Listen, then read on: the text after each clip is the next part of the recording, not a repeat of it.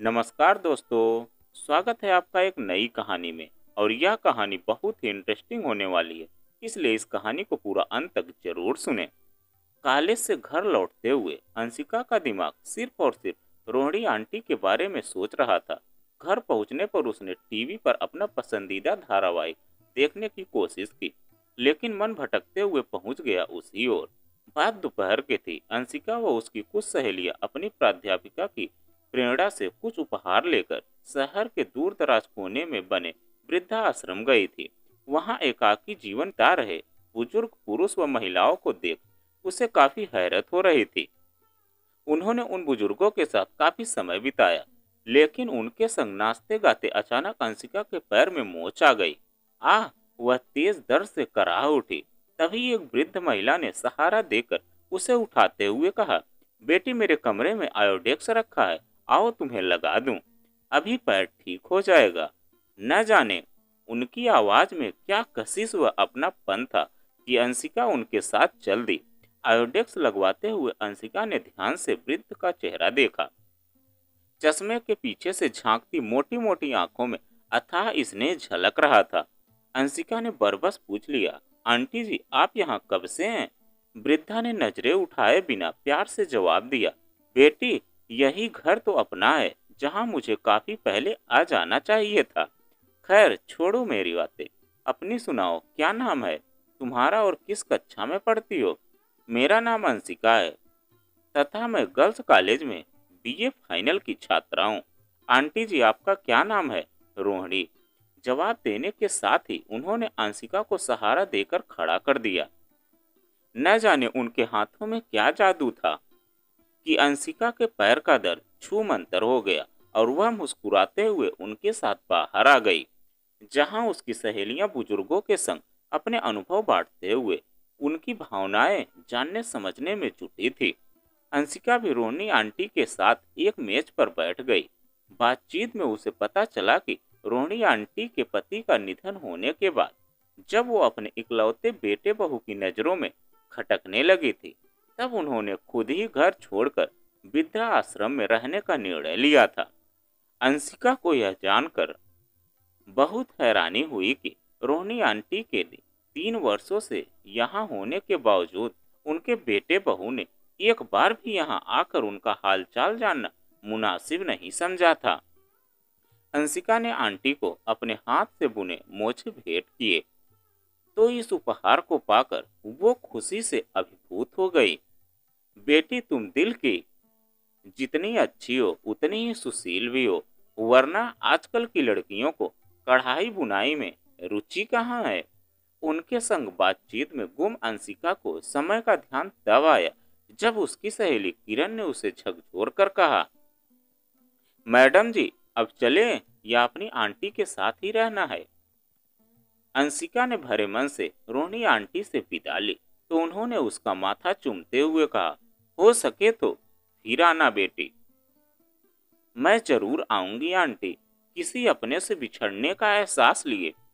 अंशिका वहां से चली आई थी। अचानक किसी बर्तन के गिरने की आवाज सुन अंशिका जैसे नींद से जागी। मम्मी रसोई में थी। एक पल के लिए उसने सोचा कि रोहिणी आंटी के बारे में मम्मी को बता दे, पर मम्मी के स्वभाव की याद आते ही उसने अपना इरादा बदल दिया।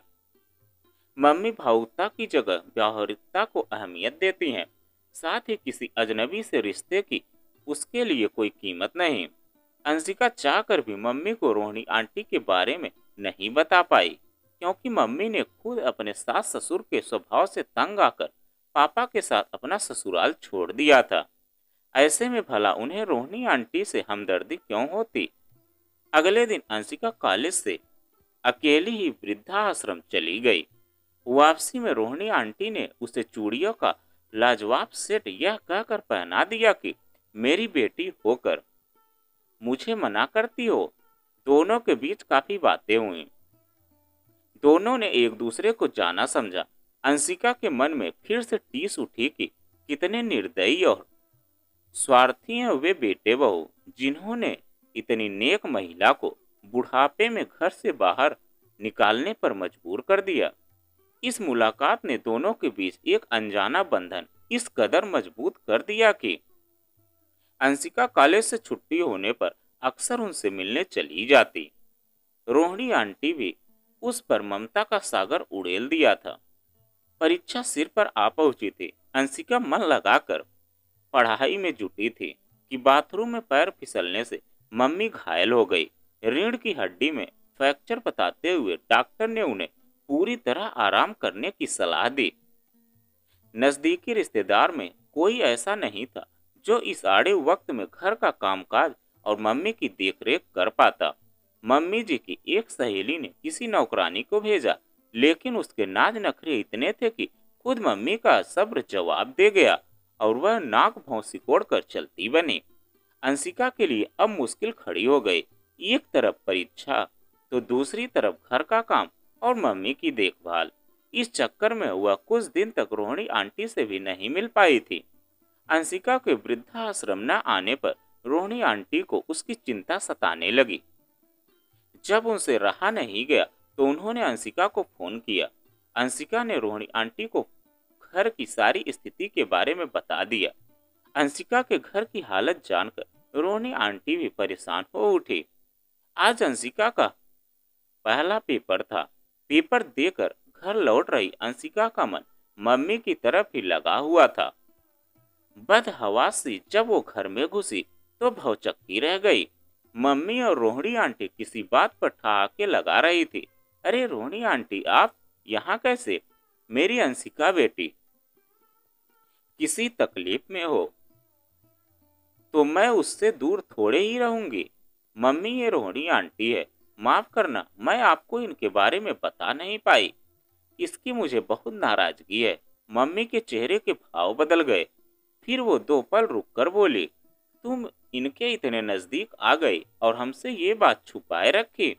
अंशिका ने मम्मी की बात को बीच में ही काटते हुए कहा, मम्मी, मुझे लगता था कि आपको ये सब ठीक नहीं लगेगा, क्योंकि मैं जानती हूँ कि तुम यही सोचती होगी कि मेरी मम्मी की किसी से नहीं बनती।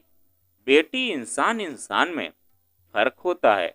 अगर मेरी सास मेरे लिए ठीक नहीं थी तो जरूरी नहीं कि हर सास वैसी हो।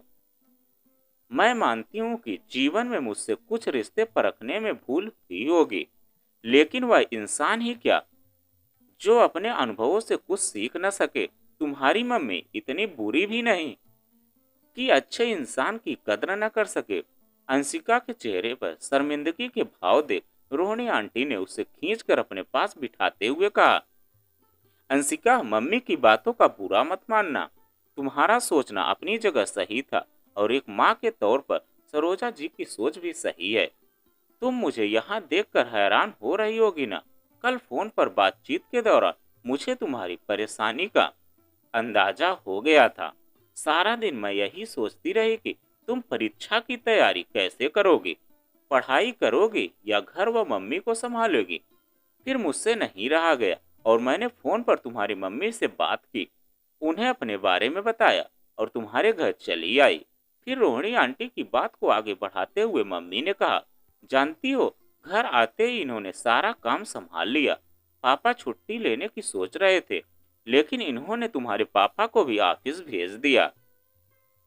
सच कहूं तो इन्होंने मेरा इतना ख्याल रखा जितना मेरी सगी माँ भी न रख पाती। मुझे भी आप सबसे मिलकर बहुत अच्छा लगा ही नहीं कि मैं किसी अजनबी के घर में हूँ। कहते हुए रोहिणी आंटी का स्वर रुध गया। फिर रोहिणी आंटी ने अंशिका को खाना खिलाया और शाम को पापा के घर लौटने पर सबके मना करने के बावजूद रिक्शे में बैठकर वृद्धाश्रम लौट गई। उनके आने से घर में जैसे खुशियों की बरसात होने लगी। मम्मी के स्वास्थ्य में तेजी से सुधार आने लगा। आखिर उन्हें भी अपने साथ के लिए कोई मिल गया था। अंशिका की परीक्षा अब खत्म हो चुकी थी। फिर एक दिन अचानक रोहिणी आंटी ने कहा, अब तो अंशिका घर पर रहेगी और आपकी तबीयत में भी सुधार है। अब मेरा रोज रोज यहाँ आना ठीक नहीं। मम्मी की बजाय पापा ने जवाब दिया, मेरे माता पिता इस दुनिया में नहीं है, लेकिन मैं उनकी कमी हमेशा महसूस करता था। मेरा मानना है कि बुजुर्गों की छत्र छाया बच्चों के लिए हमेशा सुखमयी होती है। आपके यहाँ आने पर मैंने अपनी माँ को आपके भीतर पाया है। हम नहीं जानते कि आपने हमारे परिवार के प्रति क्या धारणा बनाई होगी, लेकिन मेरी और सरोजा की यही इच्छा है कि आपका साया हर पल हम पर बना रहे। पापा ने जिन संतुलित शब्दों में अपने दिल के उद्गार व्यक्त किए, उन्हें महसूस कर अंशिका के दिल की धड़कनें तेज हो गई। मम्मी शांत भाव से रोहिणी आंटी की ओर उम्मीद भरी निगाहों से देख रही थी। स्पष्ट था कि पापा ने जो कुछ भी कहा उसमें उनकी भी सहमति थी। रोहिणी आंटी से कुछ कहते न बना। फिर मम्मी ने कहा, अंशिका से हमें आपके बेटे बहू के बारे में पता चला। हम भी आपके बेटे बहू जैसे हैं। हमें भी अपनी सेवा का मौका दीजिए। आपका साथ रहेगा तो हमारा परिवार संपूर्ण हो जाएगा। उनकी आत्मीयता व प्यार देखकर रोहिणी आंटी की आंखों में आंसू छलछला आए। नम आंखों से उन्होंने कहा, अपने बेटे रोहित और उसकी पत्नी रीना की उपेक्षा से दुखी होकर वृद्धा आश्रम सोचने पर मैंने तय कर लिया था कि अब मैं सांसारिक मोहमाया से हमेशा दूर ही रहूंगी। लेकिन आपका परिवार मुझे अपनी तरफ खींच रहा है। मैं आपके साथ रहने के बारे में जरूर सोचूंगी। फिलहाल मुझे इजाजत दीजिए। रोहिणी आंटी मुड़ने लगी कि अंशिका ने उनका रास्ता रोक लिया। आपकी पोती की यही तमन्ना है कि आप हमारे साथ रहें। रोहिणी आंटी ने उसका माथा चूमा और तेजी से आगे बढ़ गई। पीछे से अंशिका उन्हें पुकारे जा रही थी, please Rohini aunty, please please मत जाओ। अब वो खुद को रोक नहीं पा रही थी। न चाहते हुए भी उनके कदम अंशिका के घर की तरफ मुड़ गए। वो अंशिका के पास आई और उस सीने से लगाते हुए बोली, रोहिणी आंटी नहीं, दादी माँ कहो। यह सुनकर अंशिका के साथ साथ उसके मम्मी पापा की आंखों में भी खुशी के आंसू झलक आए। तो दोस्तों, यह कहानी आपको कैसी लगी कमेंट में लिखकर जरूर बताइएगा। अगर आप हमारे चैनल पर नए हैं तो प्लीज चैनल को सब्सक्राइब कीजिएगा और वीडियो को एक लाइक कीजिएगा।